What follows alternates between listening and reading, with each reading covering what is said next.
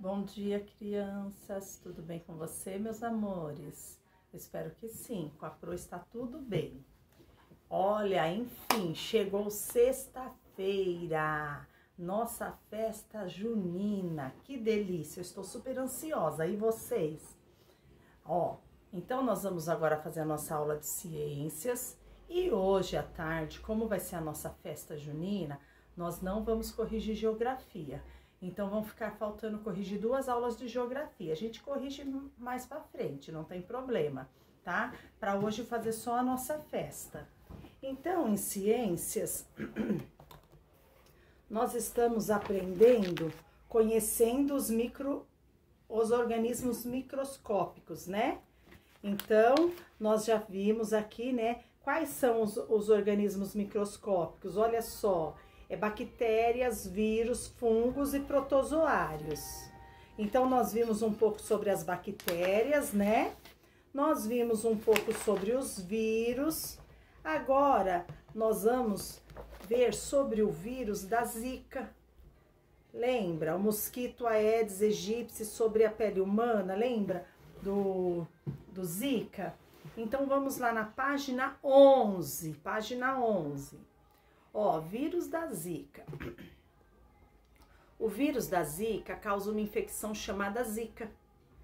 Ela é transmitida pelo mosquito Aedes aegypti, que também é responsável por transmitir a dengue. É o mesmo mosquito, ele transmite a Zika e a dengue, né? Esse vírus ganhou destaque internacional a partir do momento em que foi relacionado à incidência de microcefalia nos recém-nascidos, ou seja, é um vírus que afeta o desenvolvimento dos bebês, caso a mãe seja picada e infectada com o vírus, pois este pode ser transmitido mesmo no período de gestação. Olha só, a mãe grávida picada pelo Aedes aegypti, né, ela contrai, né, esse vírus e ele vai para a criança e dá a microcefalia. Aí nasce aquelas crianças com microcefalia. Olha aqui, além da microcefalia, pode ocorrer problemas neurológicos, meningite, mielite, encefalite, febres, dores abdominais e diarreia. Olha que mosquito perigoso, muito perigoso esse mosquito. Até o momento não existe cura para a infecção Zika. Ainda não existe a cura. Apenas tratamento para alívio e controle dos sintomas, né? Por isso, o cuidado, né? Não deixar pneu com água, vaso, o resto de água, águas paradas, né? Precisa ter ambientes limpos, sempre lavados, desinfetados, tem que ter aquele cuidado todo, né? Ó, vamos ver o que é microcefalia? É má formação que leva o cérebro a não se desenvolver de maneira adequada. Então, dá uma má formação no cérebro da criança. Muito triste, muito complexo, tá? É uma doença muito triste, vai atrapalhar no desenvolvimento da criança, então tem que ter muito cuidado, né? Então, essas doenças causadas por vírus, tá vendo? Né? As novas doenças causadas por vírus não tem vacinas e nem cura. Ainda não tem vacina e nem cura. Assim, para que não se alastrem, é necessário controlar o vetor de transmissão, que no caso do Zika vírus é o mosquito Aedes aegypti. Entendeu? Então, tem que tomar muito cuidado. Verifica, mas ó, lá no quintal eu tenho uma montoeira de brinquedo. Então, verifica, não pode ter água, não pode ter água parada, não pode ter água no fundo dos vasos, né? Ah, tem a plantinha, não pode ter água, tem que ter aquelas areinhas lá para absorver a água, tá? Vamos lá. A Zika é uma doença que não tem cura e pode desenvolver diversos sintomas e consequências nas pessoas infectadas. Sabendo disso, como é possível prevenir-se do mosquito transmissor? Como? A Pro já falou como, né? A gente pode se prevenir, né? 2. E como é possível impedir que os mosquitos se reproduzam. Como que é, né, possível impedir que eles se reproduzam, tá? Então, aí é uma questão para vocês pensarem, pode conversar com a mamãe, com o papai, pegar alguma informação na internet, né? É bem interessante, é assunto que todos têm que ficar inteirados para estar se prevenindo. Aí nós vamos para a página 12. No meio digital, no mundo digital. Denúncia dos focos de dengue por meio de aplicativos. Você já ouviu falar no aplicativo Sem Dengue? Nele, o usuário pode sinalizar possíveis focos de reprodução do Aedes aegypti por meio de fotos e localização via GPS. A informação enviada ao aplicativo pelo usuário é direcionada às autoridades competentes do município e ou os estados, que podem, a partir dos dados coletados, mapear e saber em quais locais agir contra o vírus transmitidos por esse mosquito. Olha que interessante esse aplicativo. Então, você acessa o aplicativo, fotografe os focos do mosquito, água limpa e parada em latas, embalagens, pneus velhos, etc. Confirme o endereço do local que o GPS do celular indica automaticamente e então envie as fotos que você tirou, né? Isso é um meio de estar controlando a proliferação do mosquito Aedes aegypti, né? Aí agora nós vamos falar sobre o fungo. Nós vamos falar um pouco sobre o fungo. Os fungos. Ainda no restaurante, Jairo pediu ao garçom que ele servisse uma sopa de champignons, o cogumelo, né? Elias perguntou ao seu pai o que era aquilo que eles iriam saborear. Aí olha o que o pai explicou, é uma espécie de fungo. Fungo? Na sua opinião, por que Elias estranhou comer fungo? Hã?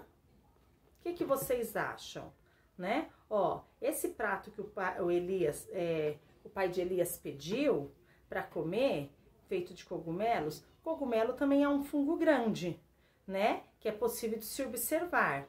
Assim como o bolor, a gente pega um pão lá que ficou amanhecido alguns dias, você vê aquele bolor, né? Mas há fungos microscópicos, né, como as leveduras, que são responsáveis por algumas doenças e pela fermentação do pão. E esses fungos microscópicos nós não vemos a olho nu, né, só com a ajuda de microscópio. Por que vocês acham, né, que Elias estranhou? Olha só a carinha dele, né? Existem alguns tipos de fungos comestíveis, tá? Como shimeji. Ele é SHIMEJI. É um dos fungos comestíveis. Aí na página 13, os fungos mais conhecidos são chamados popularmente de bolores, mofos e leveduras. Há também os que têm forma de cogumelo, entre eles o champignon, uma espécie de fungo comestível. Olha aqui o bolor no bolo, de vocês está colorido, dá para ver bem. Aí tem do lado a levedura e tem os cogumelos. Olha ele perguntando, mas se todos esses organismos são fungos, por que tem nomes diferentes? 2. Observando as imagens acima, qual resposta Jairo poderia dar ao filho? Assinale com um X, olha aqui. Ele quer saber se todos os organismos são fungos, por que alguns têm nomes diferentes. Qual dessas respostas o pai pode dar? Apesar de todos serem fungos, eles possuem características diferentes, como a forma e o tamanho. Ou, apesar de todos serem fungos, possuem cores diferentes. Qual a resposta mais adequada para o pai de Elias dar para ele? O que vocês acham? Vamos conhecer um pouquinho mais sobre os cogumelos. Os cogumelos são fungos macroscópicos, ou seja, podem ser vistos sem o auxílio do microscópio. Micro, pequenininho, eu preciso olhar pelo microscópio. microscópio. Macroscópio, eu enxergo a olho nu. Vivem no solo ou ainda podem ser vistos sobre o tronco das árvores. Já os bolores são fungos que apresentam muitas células organizadas em filamentos, que, quando observadas em lentes de grande aumento, parecem pequenas árvores, todas ramificadas. Observe a seguir. Olha aqui, a orelha de pau é um tipo de fungo comum de ser encontrado em troncos de árvores. A olho nu eu não enxergo, mas se eu for olhar com uma lente de aumento, eu vou ver aqui, ó, como se elas parecessem pequenas árvores, todas ramificadas. Isso é um bolor, né? Olha aqui, os bolores são os fungos que se apresentam em células, são as células do bolor, tá? E embaixo nós temos o bolor visto por meio de microscópio. Olha aqui, olha o pão de forma. Fica assim mesmo, ele fica cinza, uma cor feia. Tem que ter muito cuidado mesmo. Às vezes, tem que ter cuidado também na hora de comprar o alimento no mercado. Porque, às vezes, a gente chega lá no mercado, vamos supor, eu pago por um pão Puma, né? Um pão de forma, um pacote de pão de forma, R$6. Aí eu chego lá no mercado, tá aquela placa grandona, promoção, R$4. Aí eu vou lá, nossa, R$4, R$2 de desconto, compro um monte. Só que eu esqueço de olhar a data de validade. Tem muito comércio que faz isso. Então, o produto tá ali, ele pôs a promoção no dia que ele vence. O produto vence dia 10, no dia 10 o mercado lança essa promoção. Aí o povo começa a comprar. Só que não se atenta que ele já está no dia do vencimento. Aí põe lá no armário. E quando vai comer, está embolorado. Já aconteceu isso com a Pro? Já. Tinha época que eu não tinha muito esse hábito de olhar a validade, não. A Pro fala, mas eu já passei por isso, então agora tudo eu olho validade. Tem que olhar a validade para saber se está dentro do prazo, né? E se está tudo certinho. Vamos para a página 14. As leveduras. Leveduras são fungos formados por uma única célula. São maiores que a maioria das bactérias e podem ter forma oval, sendo alongadas ou esféricas. Olha ali do lado, levedura utilizada como fermento de padaria ou como levedo de cerveja. As leveduras gostam de açúcar e preferem frutas, flores e cascas de árvores como habitat. Alguns fungos que servem como alimento são chamados comestíveis. São muitos cultivados e apreciados.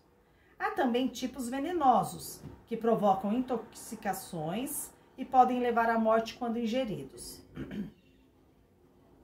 Existem ainda fungos que provocam certas doenças no ser humano, como laringite, asma, rinite, micoses, entre outras.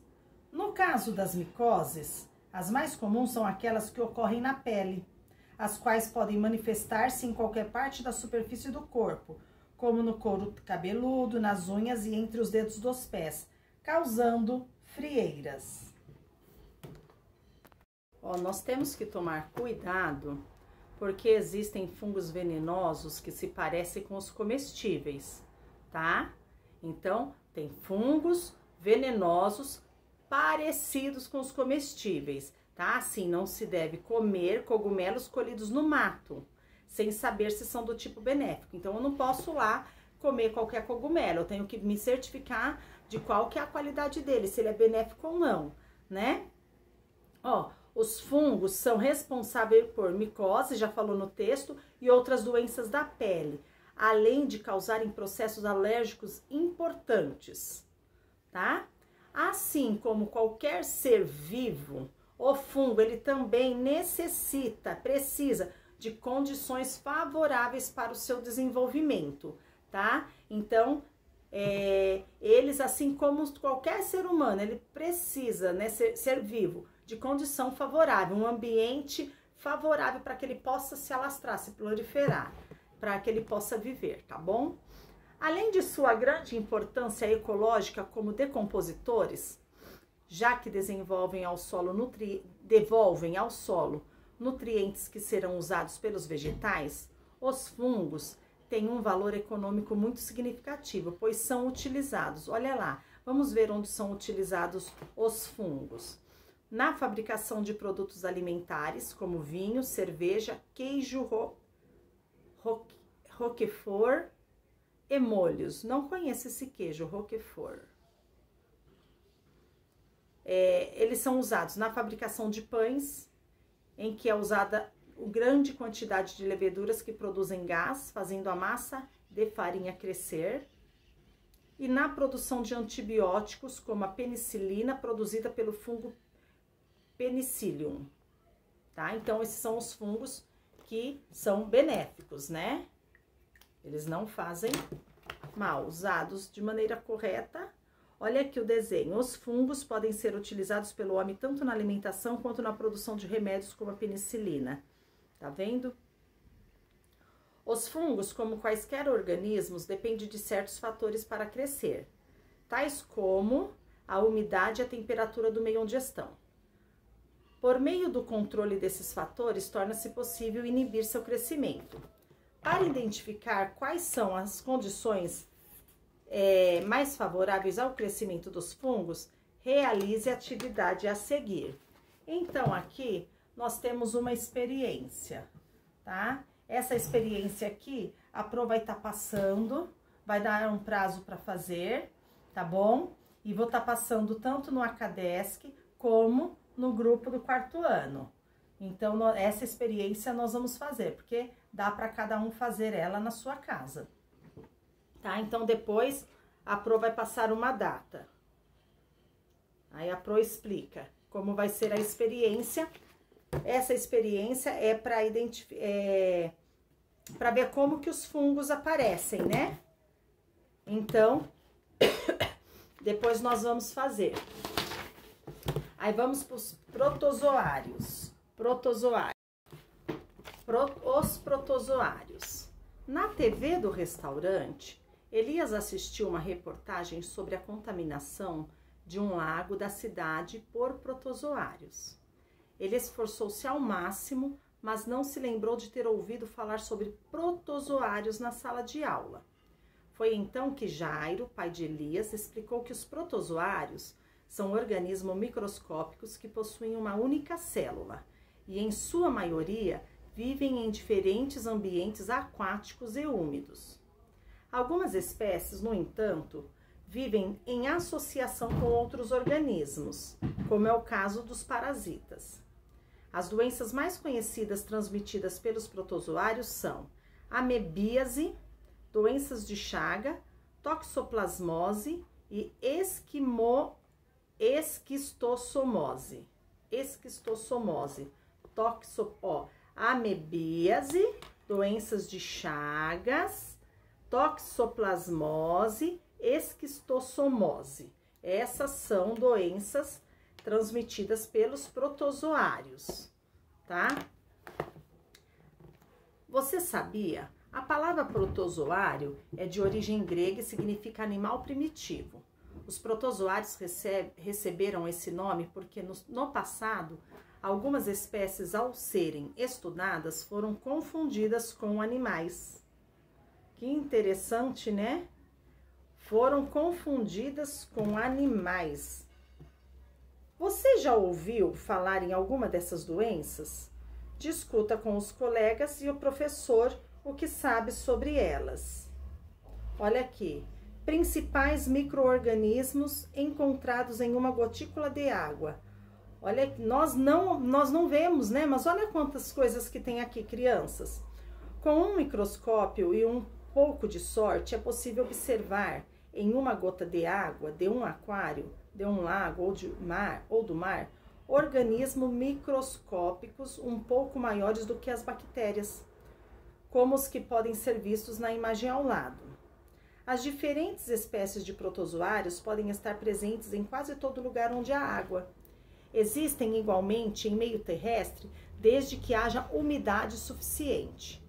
Muitos protozoários causam doenças nos seres humanos. Entre elas está a doença de Chagas, causada pelo protozoário Trypanosoma cruzi, que vive no intestino de um percevejo, inseto, sugador de sangue. Olha só onde ele vive. Esse protozoário Trypanosoma cruzi vive no intestino de um percevejo, que é um inseto sugador de sangue, conhecido popularmente como barbeiro. Esse percevejo vive em frestas de paredes, chiqueiros e paióis. À noite, saem de seus esconderijos e vão sugar o sangue das pessoas enquanto dormem. Quando uma pessoa é picada pelo percevejo, pode contrair a doença da seguinte forma: durante a picada, o barbeiro infestado elimina fezes contendo o tripanossoma. Olha só. Ao coçar o barbeiro foi lá, picou, eliminou fezes, né, contendo o tripanossoma. Aí a pessoa vai lá, ó, ao coçar esse lugar, coça, porque coçou, os tripanossomos penetram em seu organismo.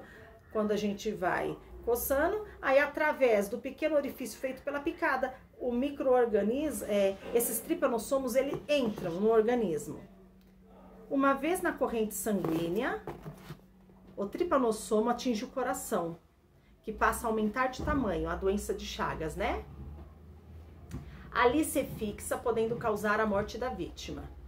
Embora a morte só aconteça depois de muitos anos, a doença de Chagas é muito grave porque ainda não tem cura e acomete milhões de brasileiros.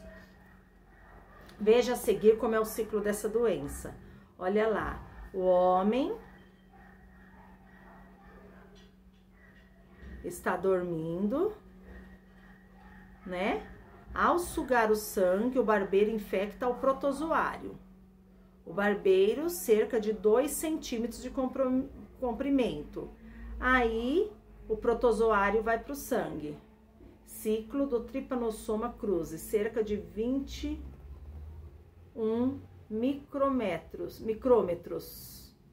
Fora do flagelo, figuras sem escalas e cores fantasia. Olha como que é o ciclo dessa doença. Aqui, ó, no ombro, picado, né? O combate à doença de Chagas deve ser feito pelo controle dos transmissores.